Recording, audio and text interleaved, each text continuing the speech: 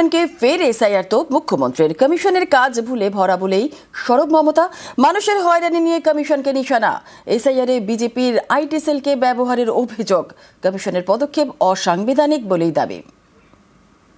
SIR এর ব্যাপারে আমি সবাইকে বলবো, ভুল ভাল করছে ইলেকশন কমিশন।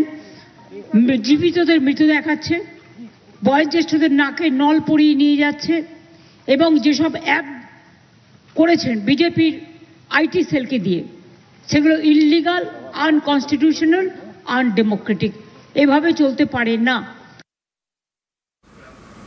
কমিশনকে এসআইআর কটাক্ষ অভিষেকের। নোবেলজয়ী অমর্ত্য সেনকে এসআইআর শুনানিতে ডাক। দেব স্বামীর মতো সেলিব্রিটিদেরও হিয়ারিং। বাংলার গর্বদের আনম্যাপ করা চক্রান্তের অভিযোগ। 26-এর ভোটে বিজেপি বিদায়ের ডাক। এসআইআরে হায়রে পোড়া কপাল, অমর্ত্য সেনকে হিয়ারিং এর নোটিশ পাঠিয়েছে। অমর্ত্য সেন ভারতবর্ষের জন্য নোবেল পুরস্কার জিতে এনেছে।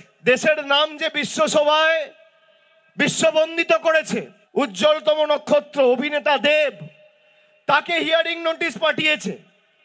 মোহাম্মদ শামি, যে ওয়ার্ল্ড কাপে খেলে দেশের জন্য বিশ্বকাপ জিতেছে, তাকে এসআইআর এর নোটিশ পাঠিয়েছে। নোটিশ পাঠিয়ে আনম্যাপ করে দেওয়ার চক্রান্ত। যারা বাংলার মানুষকে আনম্যাপ করতে চায়, আগামী দিন সেই বিজেপির ছাইপাসগুলোকে বাংলা থেকে আনম্যাপ করে চিরতরে ঝেঁটিয়ে বিদায় দিতে হবে। এই লড়াই সেই লড়াই।